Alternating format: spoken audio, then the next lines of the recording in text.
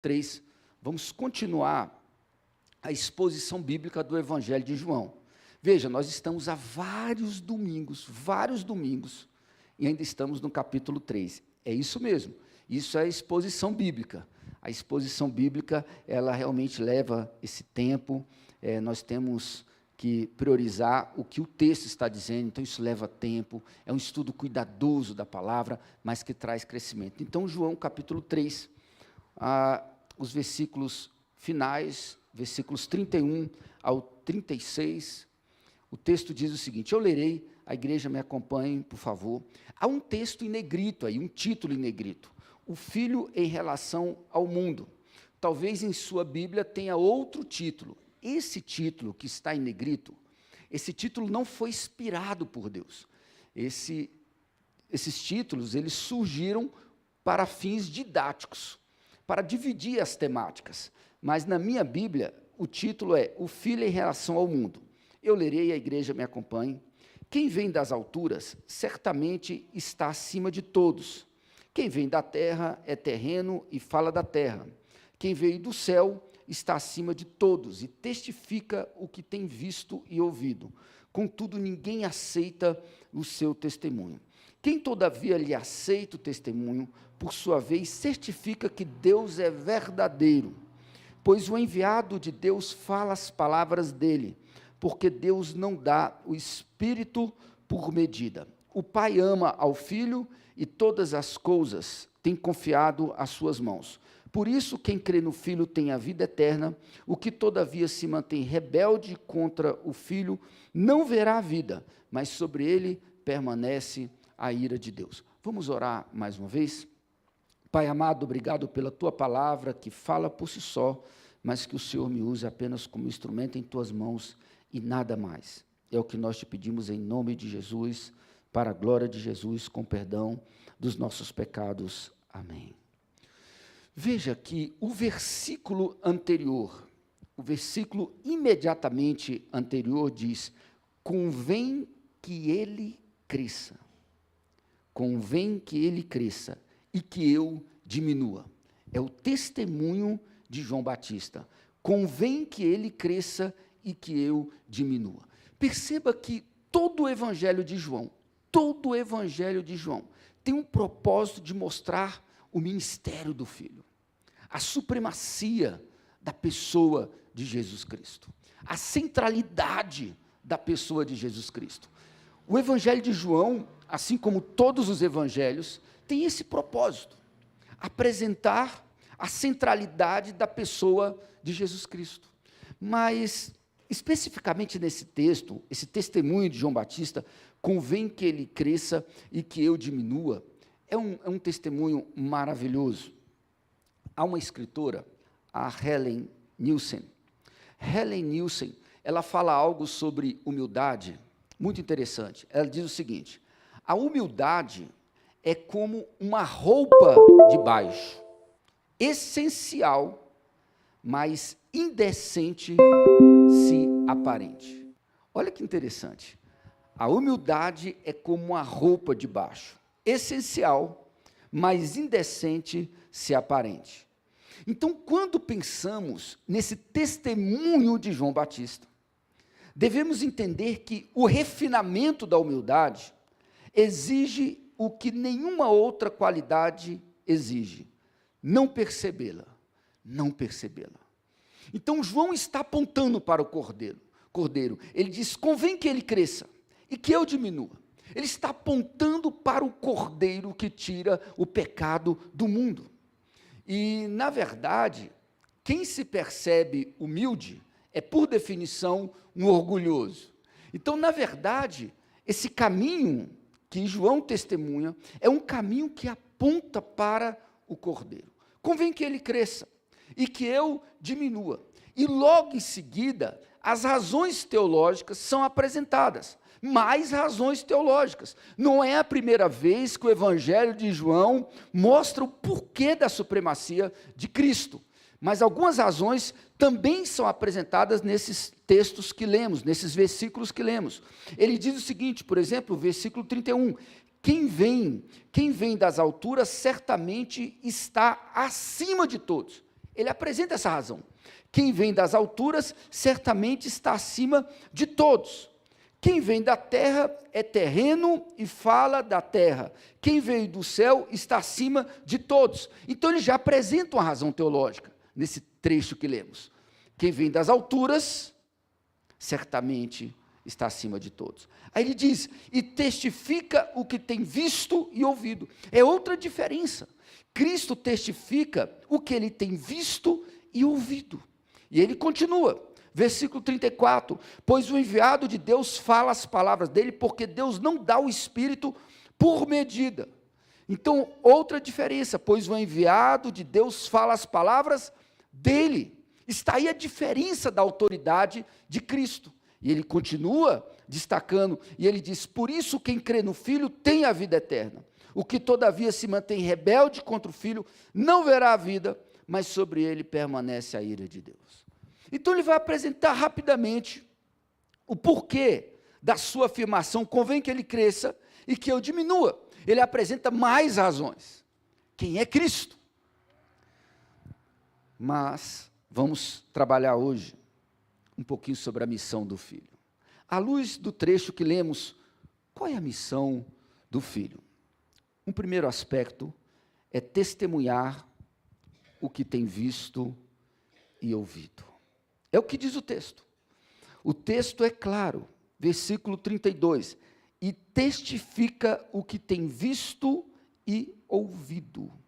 Contudo, ninguém aceita o seu testemunho. Quem, todavia, lhe aceita o testemunho, por sua vez, certifica que Deus é verdadeiro. Então, primeira missão do Filho é testemunhar o que tem visto e ouvido.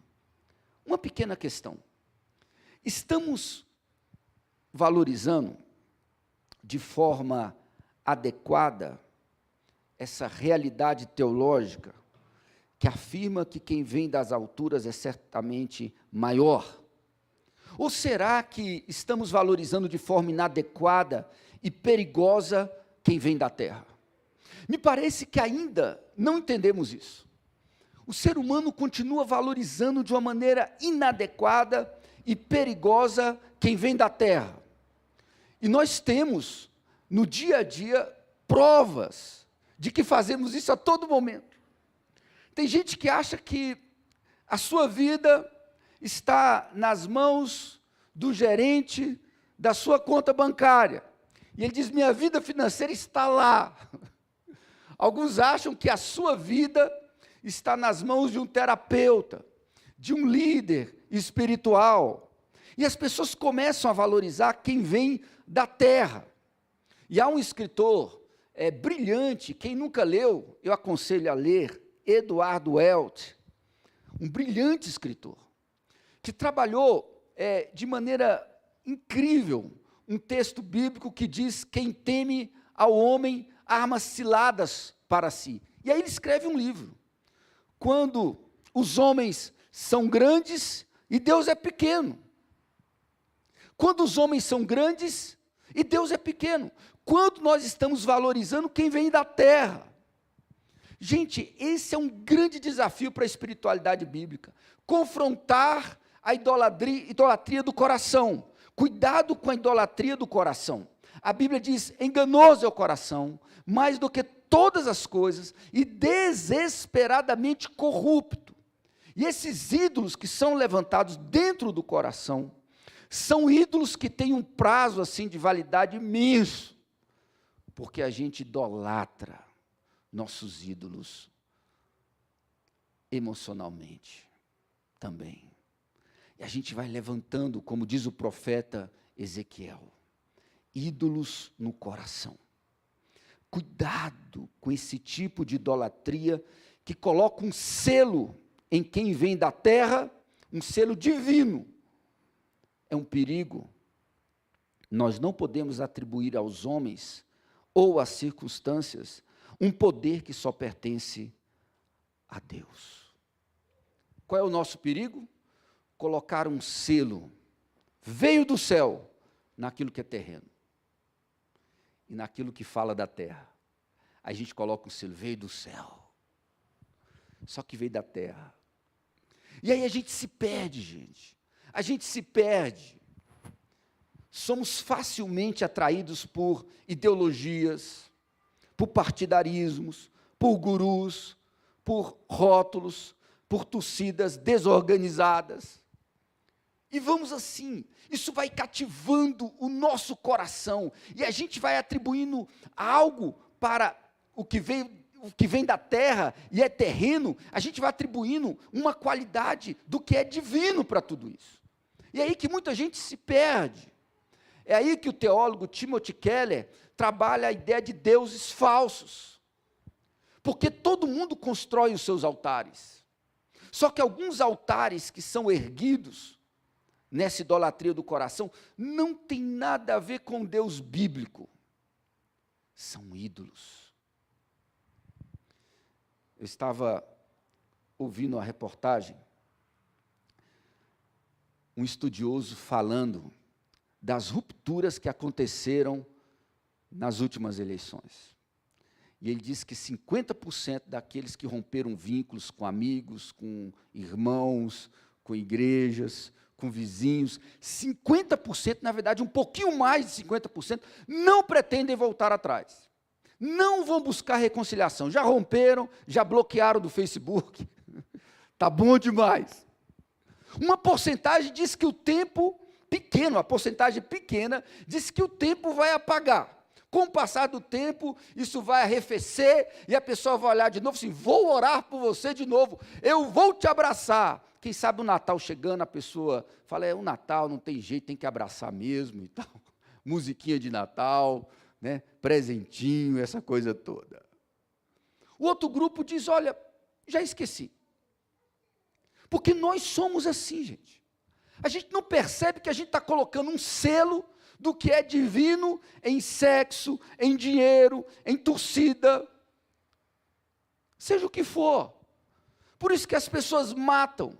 Eu estava dando entrevista numa rádio sobre esporte, e quando eu fiz uma crítica à questão das mortes nos estádios de futebol, que muitas vezes nós alimentamos esse ódio, esse clima de guerra, a terminologia usada pelos comentaristas é uma terminologia de guerra antes de clássicos. Quando foi para o break, a pessoa falou, pastor, você não pode falar sobre isso, porque quem patrocina o programa não gostou do que você falou, porque a gente precisa falar o seguinte, que essa turma que está matando nos estádios, é uma turma que representa bandidos. Eu falei, mas não são bandidos muitos deles, são torcedores, que tem uma paixão demasiada, desproporcional, que enlouquece. Eu me lembro uma vez que uma esposa me ligou, falou, pastor, vai lá em casa, porque meu marido, toda vez que o time perde, ele quebra o armário, bate a cabeça na parede. O cara era ministro de louvor, mas batia a cabeça na parede. Quebrava o armário de casa, mas na hora de adorar, o cara era uma bênção. Mas o time perdia, era cabeçada, quebrava armário, discutia com todo mundo. Gente, nós somos assim. A gente está colocando esse selo, o que veio do céu, naquilo que é terreno. E o Evangelho de João nos faz meditar a forma como estamos apegados às coisas terrenas. É uma reflexão sobre isso também. As coisas cá de baixo, o olhar prazeroso para esta vida e as suas coisas ofusca, esse olhar ofusca muitas vezes o nosso olhar para as coisas do alto, de onde nos veio a salvação. Por isso que eventualmente precisamos fazer aquela oração, Senhor, restitua-me a alegria da salvação. Quantas pessoas não têm mais a alegria da salvação? Quantos não sentem mais aquela alegria? Alegrei-me quando me disseram, vamos à casa do Senhor. O meu prazer está na lei do Senhor, e nela eu medito de dia e de noite. Por que não temos mais isso? Porque não estamos entendendo qual é a relação do filho com o mundo. É porque as coisas terrenas mexem mais com a nossa alma e com o nosso coração. Muito mais. Por isso devemos ter atenção com os mínimos detalhes. Os mínimos detalhes.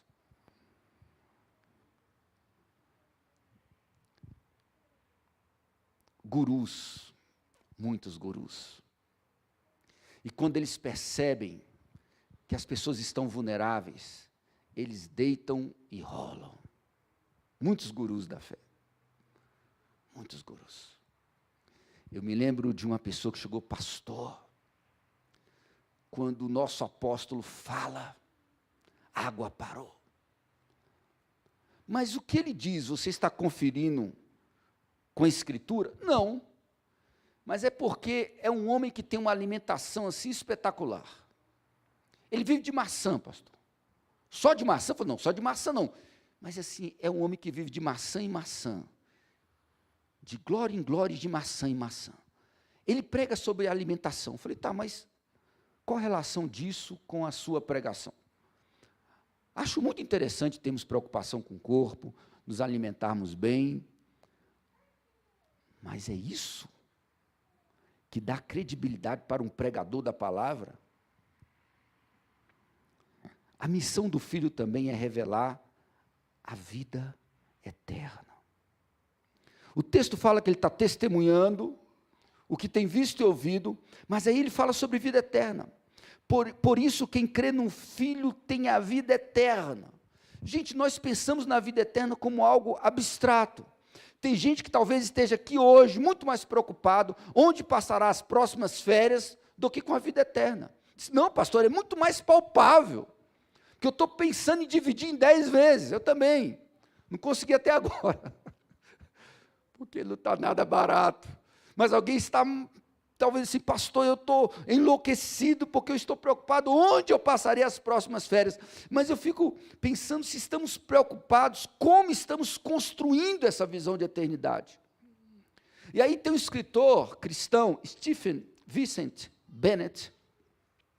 Stephen Vincent, ele diz o seguinte: não se perde a vida na morte. A vida se perde minuto a minuto, no dia a dia que se arrasta, nos milhares de pequenos caminhos descuidados. Mas a gente acha que se perde a vida na morte. Ele diz, não é na morte. Porque aquele que crê no Filho, diz a palavra, olha o que diz, pois quem crê no Filho tem a vida eterna, porque a Bíblia diz, preciosa é aos olhos do Senhor a morte dos seus santos. Amém, queridos? Amém. Mas nós achamos que a vida se perde na morte. Não, a vida se perde minuto a minuto, no dia a dia que se arrasta, porque nós não temos atenção espiritual. Você vai ouvir esse sermão, talvez você vai chegar hoje em casa um pouco preocupado, vai repensar a vida, amanhã começam as atividades, você se esquece de viver essa impermanência à luz da eternidade. Porque diz o texto, aquele que se mantém rebelde contra o Filho, não verá a vida, mas sobre ele permanece a ira de Deus. Uma pregação antipática, gente. Ninguém está fazendo mais quase essa pregação. Os púlpitos não falam mais sobre a ira de Deus, porque isso espanta membros. Assim.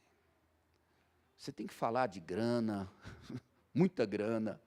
Você precisa falar que a pessoa, que ela não é cauda, que ela é cabeça, que ela vai arrebentar, que ela é linda, que ela é maravilhosa e tal, né? Mas falar sobre a ira de Deus é algo que não é simpático.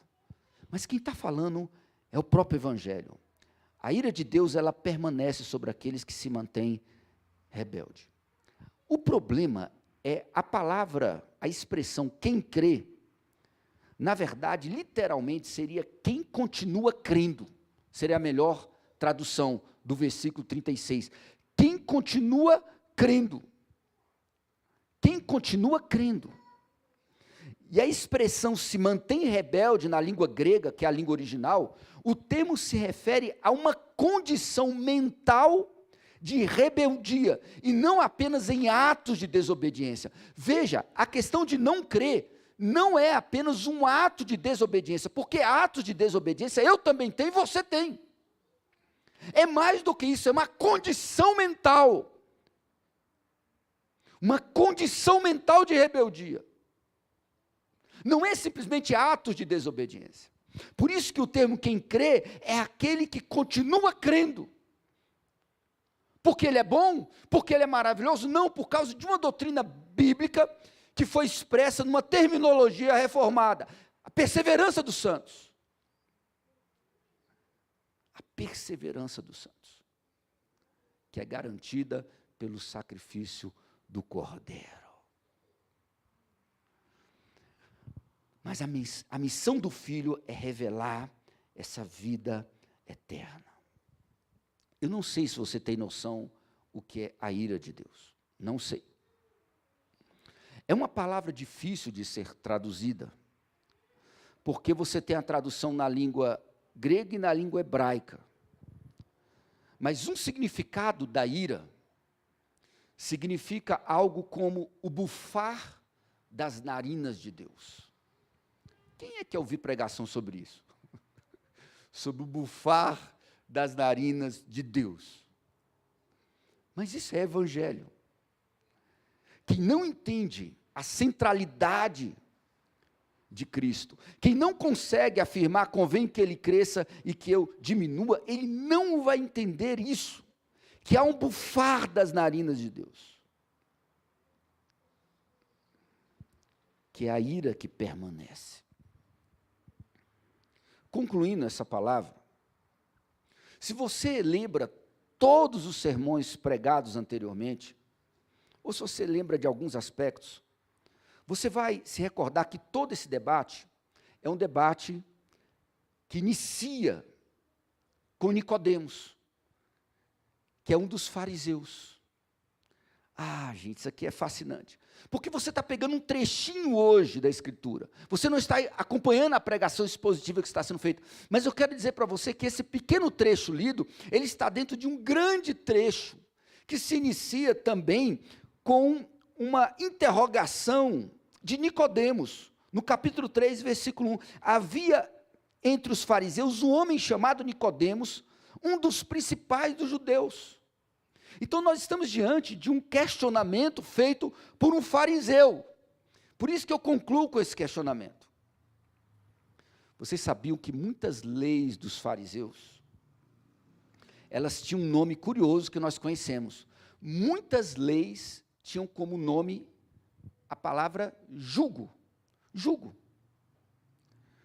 E aí muitos não conhecem a ideia de jugo. Quem conhece o contexto rural das fazendas, quem foi criado em fazenda, quem não foi criado, mas pelo menos visitou fazendas nas férias, eu era obrigado a visitar, porque meus pais nos levavam todas as férias, quando éramos pequenininhos, para a fazenda da minha tia. E lá tinha o jugo que prendia os bois. Você tinha um carro de boi e tinha um jugo, aquela madeira pesada, que você prendia ali no pescoço de cada boi. Jugo é aquilo que prende, aquilo que faz com que os bois possam andar exatamente naquela direção. Por isso que tinha uma matéria na Faculdade Teológica Batista de Brasília, companheiros de jugo. É aquilo que prende. Algumas leis dos fariseus tinham esse nome, jugo. Algumas eram curiosas. Por exemplo, nós não temos muito tempo agora, estou quase concluindo por causa da ceia. Olha essa lei que estava prevista. Se uma galinha colocasse um ovo no sábado, a galinha colocou o ovo no sábado, ninguém poderia comê-lo, salvo, aí tinha uma questão, salvo se matá-la no dia seguinte, como uma punição à galinha por ter colocado um ovo no sábado. Que culpa tem a galinha, gente, ter colocado o ovo no sábado? Era isso que estava lá, gente. Isso está lá, é só você pesquisar. São leis dentro dessa ideia. Já imaginou? Uma galinha colocou ovo no sábado, aí você não poderia pegar aquele ovinho e fazer um ovo cozido, um omelete. A não ser que você fale, bem, podemos fazer omelete, mas amanhã essa galinha será punida porque ela profanou o sábado. Quem mandou colocar ovo no sábado? Você sabia que tinham prescrições sobre o tipo de sandália que profanava ou não o sábado? O tipo de solado, o tipo de tira. como é que Nicodemos iria entender essa mensagem linda da regeneração? Por isso que a expressão nascer da água e do Espírito. O que é nascido da carne é carne, capítulo 3, 6, e o que é nascido do Espírito é Espírito. Mas ele fala, você precisa nascer de novo, Nicodemos. Você precisa nascer de novo. Quem não nascer da água de Jesus e do Espírito não pode entrar no reino de Deus. Não pode entrar.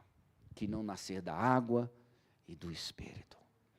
Porque estamos falando de vida eterna.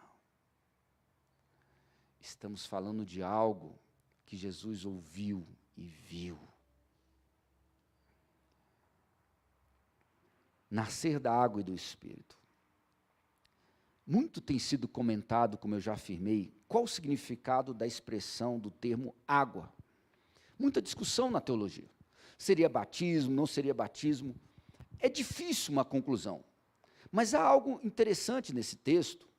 Eu sei que há divergências, qual o significado. Alguns entendem que é simplesmente purificação, e que mais tarde essa purificação ela vai ser claramente apresentada como a própria palavra de Deus que purifica, como algumas cartas de Paulo, que são anteriores ao Evangelho de Marcos, até 15 ou até 20 anos antes do Evangelho de Marcos, que é o primeiro dos evangelhos. Mas nós não temos assim uma conclusão. Mas a referência à água era uma alusão, pelo menos uma alusão, ao batismo. Uma alusão, porque nós temos uma questão logo em seguida, que é apresentada no capítulo 4, quando, pois, o Senhor veio a saber que os fariseus tinham ouvido dizer que ele, Jesus, fazia e batizava mais discípulos que João, se bem que Jesus mesmo não batizava, e sim os seus discípulos. Quer dizer, a questão do batismo é apresentada como um ponto de tensão. É possível que seja uma alusão ao batismo, ou à purificação. Um batismo que era ministrado aos prosélitos judeus, ou seja, dos gentios, não judeus, e praticado por alguns grupos. Mas os fariseus, se você continuar lendo a Bíblia, você vai perceber que eles tinham sérias restrições ao batismo de arrependimento de João. Leia em casa depois, Lucas capítulo 7, 30. Há uma resistência ao símbolo que João apresenta como símbolo do arrependimento. Mas eu quero encerrar meu sermão dizendo o seguinte: o que nós falamos no dia a dia, na vivência evangélica, e pasmem, até mesmo nos círculos reformados, eu já ouvi muita gente que diz que frequenta a igreja histórica, que diz que abraçou a teologia reformada, mas continua falando, eu me converti, fulano de tal se converteu, eu aceitei Jesus. São expressões que podem ter o seu significado histórico, porque a pessoa fala isso, remetendo ao dia em que ela foi tocada, e muitos têm a data, o horário, e diz que eu levantei minha mão e tal, eu fui à frente. Ok, mas você só fez isso porque algo foi feito antes em seu coração. O próprio Senhor Jesus Cristo, em João capítulo 15, ele diz isso claramente, no capítulo 15, versículo 16. Não fostes vós que me escolhestes a mim. Jesus fala, pelo contrário, eu vos escolhi a vós outros, e vos designei para que vades e deis fruto, e o vosso fruto permaneça. Não foste vós que me escolhestes a mim. Pelo contrário, eu vos escolhi.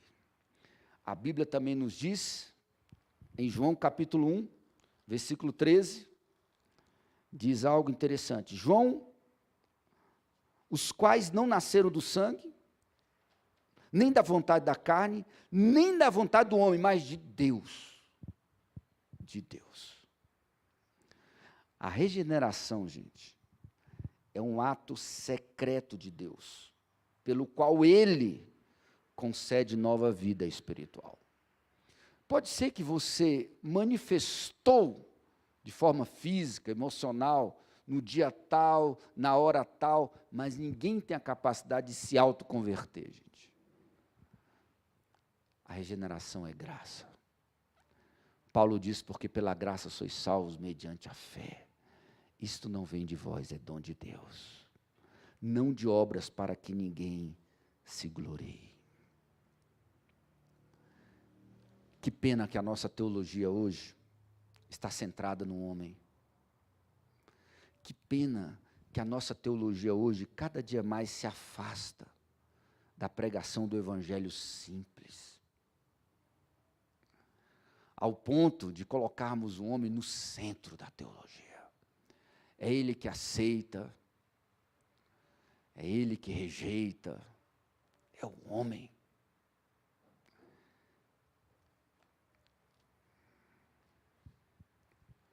Mas eu quero te chamar para entender a missão do Filho pelo Espírito.